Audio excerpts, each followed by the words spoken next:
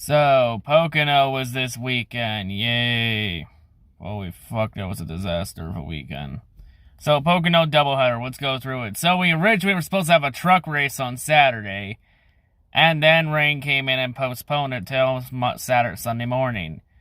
Goddamn fucking boomers ruining everything again. Damn it. But anyway, let's move on to the Cup race. Race 1.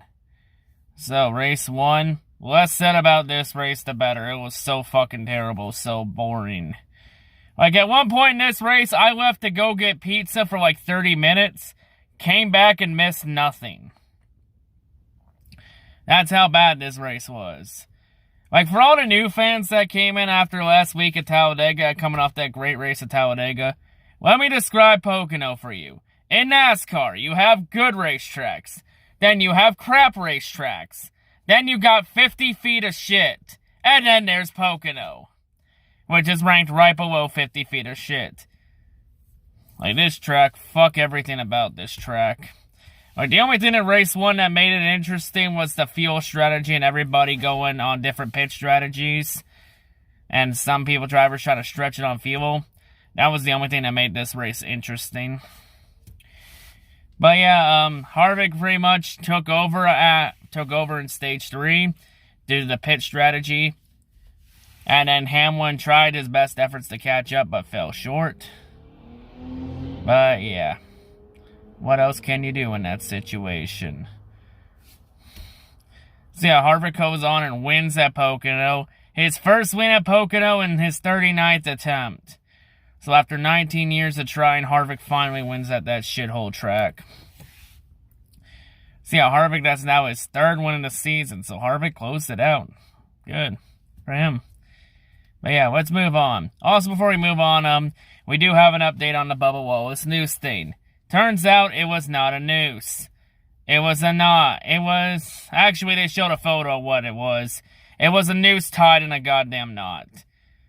And that this, quote, not noose, was at Talladega since 2019. And it was designed by members of the Wood Brothers crew, who wanted to use it to make it easier to open the door. So what happened to Bubba Sunday was not a hate crime. Honestly, this was probably the best case scenario, but at the same time, NASCAR fucking did this poorly and made themselves look stupid. It's like NASCAR should have at least waited until the investigation was complete before coming out and assuming everything. But you know what? For all the Bubba crew members, I don't blame them for thinking it was a hate crime. Considering how much heat Bubba Wallace has had the last couple weeks, and the fact that they were in a KKK-heavy state in Alabama, and also the state was Boomer Central, and you had fucking boomers going around the track parading with the Confederate flag, in their equivalent of a gay pride parade. Like, I don't blame them for thinking it. Like, everybody's been on fucking edge the last couple weeks because of how the boomers have fucking responded to their precious little participation trophy being banned.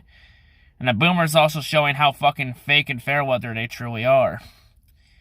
I'll blame Bubba. And plus, everyone is comparing Bubba Wallace to Juicy Smollett as a fucking clown. Because how the fuck was this staged by Bubba when Bubba had no access to the garage? Because garage access has been very restricted due to fucking COVID. Like, Bubba, drivers and fans are not even allowed in the garage. Not even the spotters, too.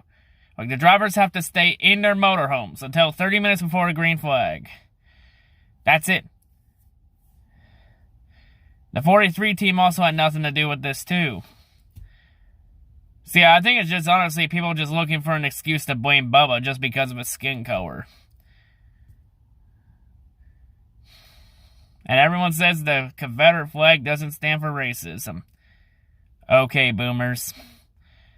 But anyway, let's continue on. So, truck race at Pocono run on Sunday morning. The start of this truck race is a complete fucking shit show.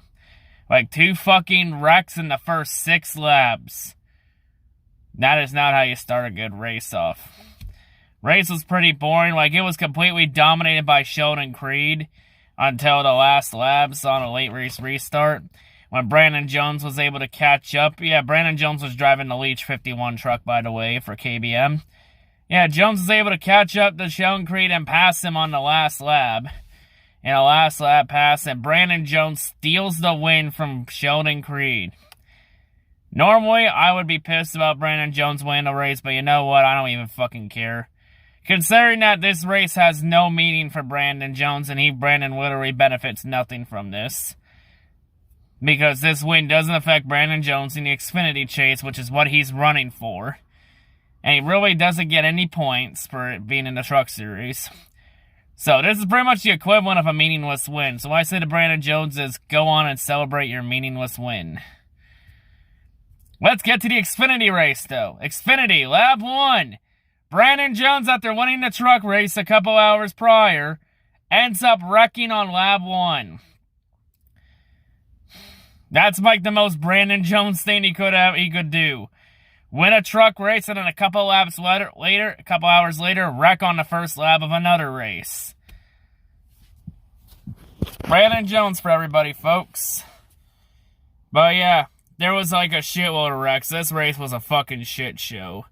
Because everyone had issues getting through turn 1. Like, a lot of the shitmobile cars couldn't even go through turn 1 without leaking fucking oil on the track.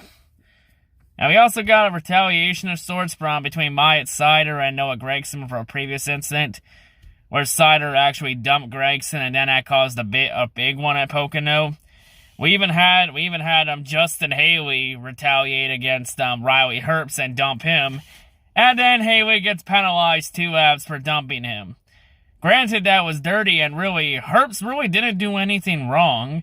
You know, he just got underneath Haley's left rear quarter panel, and that just got Haley loose aerodynamically. And Haley took exception to that and dumped Herbst. Granted, I don't fucking like Herbst, but still. That's really not a situation where Herbst is really not doing anything wrong. But NASCAR showed their inconsistency. Because there have been other times where this incident has played out, and nobody got penalized 2 laps for it. Just typical NASCAR for you, folks. But yeah, throughout this race, it looked like Ross Chastain had it in the bag. Chase Briscoe would take the lead late, only around like 22 laps to go. That Chase Briscoe would then somehow get a left rear tire from running. I think there was debris on the track and he ran it over. And then Briscoe ends up spinning out. He did a really good job saving it. And then Chastain got the lead late after that. But then Chase Briscoe roars all the way back. And in the closing laps, he actually, mainly on a last restart that went to overtime, Chase Briscoe would come back and do the bump and run on Chastain. And Chase Briscoe would pull away and take the win. This is another adversity win for Chase Briscoe, because Chase had everything happen to him today. You know, he spun out late with a cut tire, and then he had a pit road speeding penalty before the end of stage 2. And after the cut tire, I thought Chase Briscoe was done. But Briscoe came all the way back and wins. So yeah, that's a really great win for him, another adversity win for him. So yeah, congrats to Briscoe on that one. And now, let's get to Cup race number 2. I actually, missed everything about this race except the last 20 laps, because I need to get sleep since I'm working midnights tonight. But, you know, from what I heard, not much really happened in this race. It was pretty much like the same as race 1. Just wash, rinse, repeat. The only thing that made this race interesting was the strategy. There was even an incident between Kyle Busch and Ryan Blaney where a lab car got in Kyle's way, forcing Kyle to check up, and then Blaney just full sent it in, and then Kyle ended up spinning out. Honestly, I don't think anybody was really at fault. I think it was just a racing incident, but Kyle got the worst of it. Because Blaney was right there with Kyle when Kyle had to check up, so Blaney had almost no time to react. Could Blaney have played that smarter? Absolutely. Could Kyle Busch have played that smarter too? Absolutely. But in the end, you know, lab car got in the way. So I'm going to reiterate the same message I said before. Lab cars, if you know the leader is coming and you know damn well they're faster than you, Get the fuck out of the way.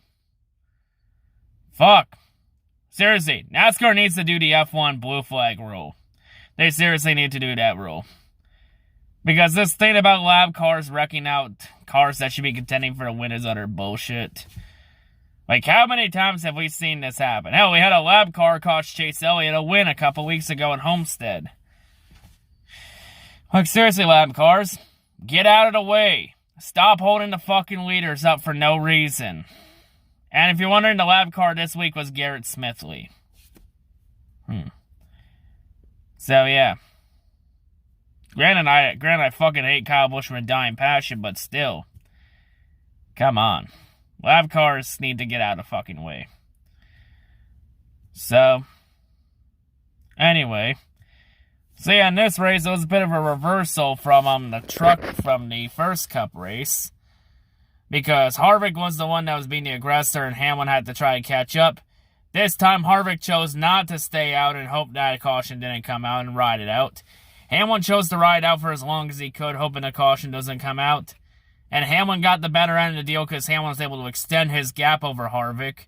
And then on the final pit stops, Hamlin chose to take 2 tires and fuel. And Hamlin was able to still stay ahead of Harvick, and Hamlin was still able to maintain the same gap of around 2 to 3 seconds.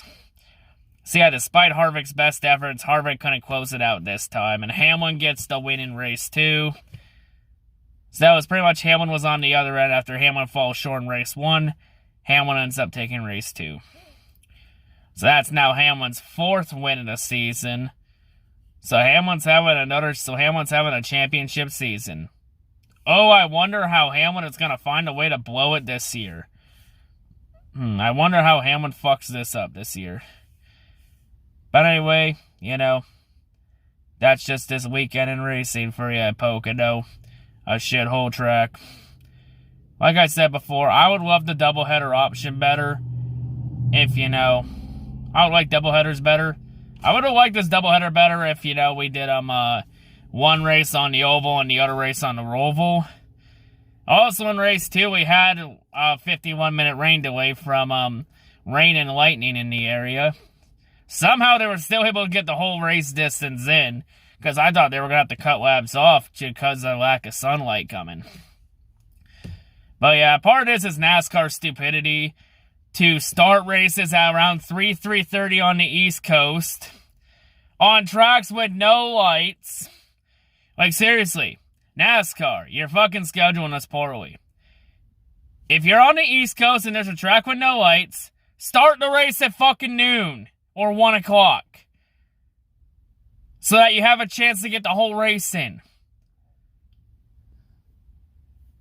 Because when you start a race at 3 on a track with no lights, you're just decreasing your odds of getting the whole race in and have to postpone it to another day.